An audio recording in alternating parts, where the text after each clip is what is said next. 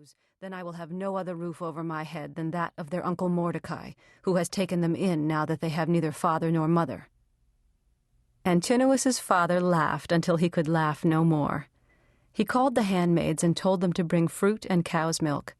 When our stomachs were full, we hurled ourselves into the great pools of the house to cool ourselves down. Children are greedy for happiness. Our days were again carefree. "My brother Antinoes," Ezra would cry, and Antinoes would answer, "My brother Ezra."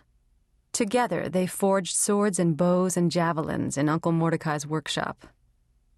Oh Yahweh, why must we stop being children?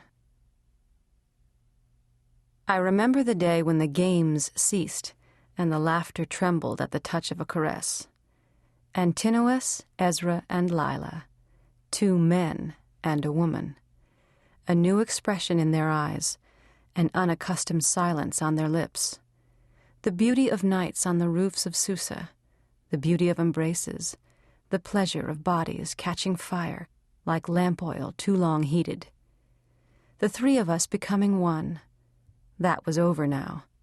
Now it was Lilah and Antinoes, Lilah and Ezra, Antinoes and Ezra, lovers and siblings, rage and jealousy.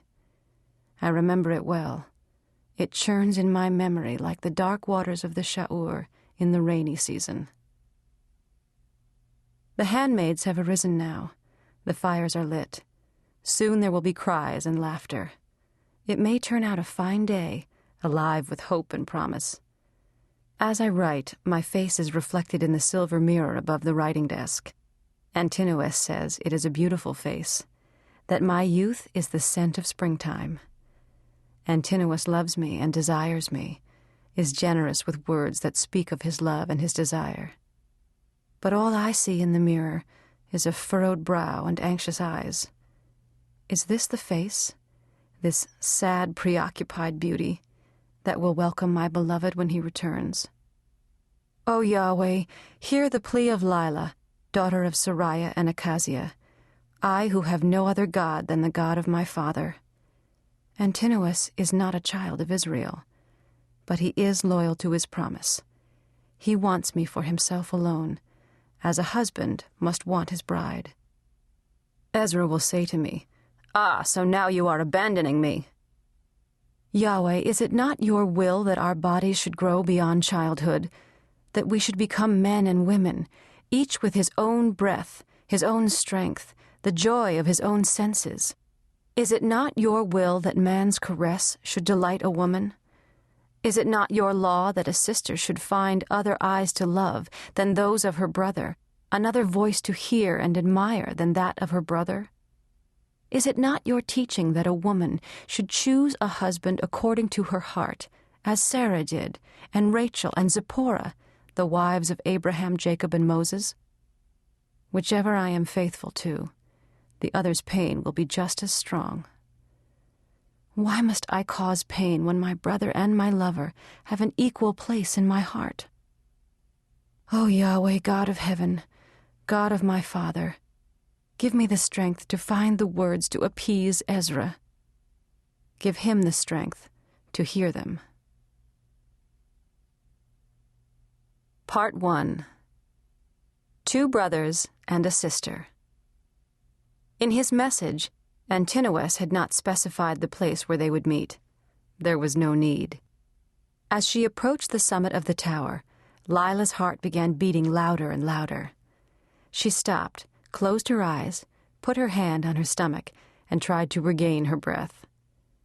In a moment, she would see his face again, hear his voice, rediscover his gentle eyes and soft skin. Had he changed? A little? A lot? She had often heard women complain that when their husbands returned from the wars, they were like strangers. Even when their bodies were intact, they themselves had become colder, more aloof. But she had nothing to fear. Antinous's message was eloquent enough. The man who had written those words had not changed in any way.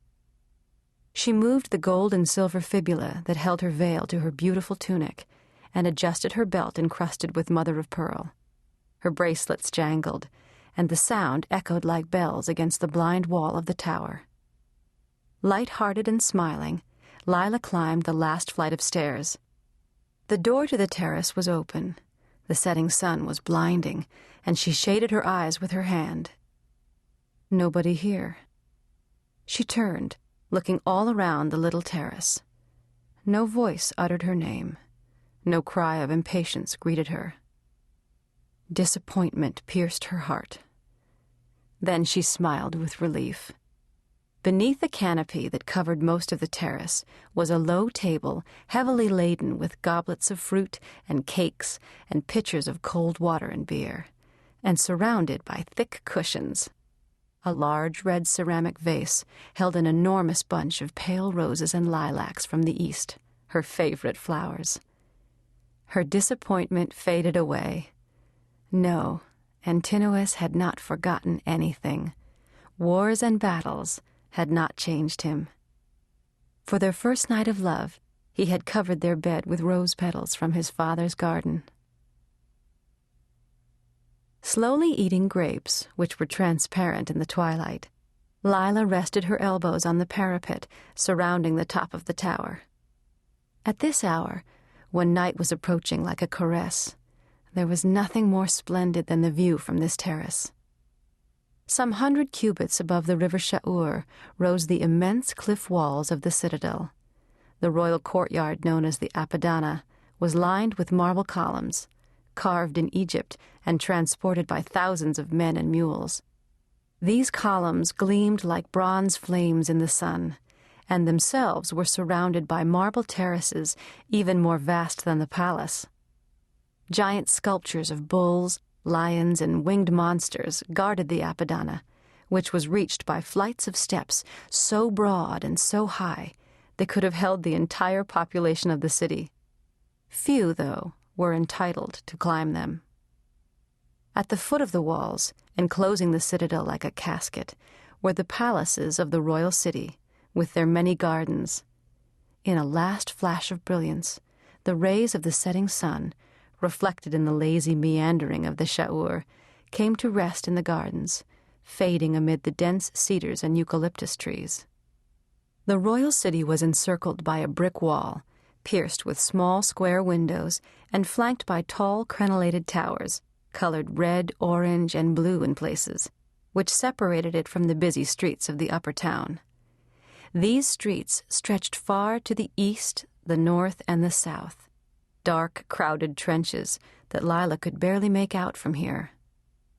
Antinoes' garden and house occupied a rectangular strip in the patricians' quarter, close to the royal palace. The garden was old and luxuriant. The elegant palms and cypresses lining the main alley leading from the outer wall to the house were as high as the tower itself. A sudden sound made Lilah freeze. The shadows were already lengthening in the twilight. She looked at the door leading to the staircase. All she had heard was a slight rustling, but she knew he was there. "Antinoes?" she called. A face emerged from the shadows, a face she had so often evoked in her daydreams. The rather broad, hooked nose, the finely drawn nostrils, the tender, well-defined mouth, the arched eyebrows, the narrowed lids, the look in the eyes that made her tremble. He uttered her name very softly. Lilah. He wore the dress of a Persian warrior, a short, close-fitting, long-sleeved tunic, purple with large fawn-colored circles, and equally close-fitting ankle-length trousers. The straps of his sandals were tied high up his calves. His belt was as wide as a hand, its gold buckle adorned with a lion's head.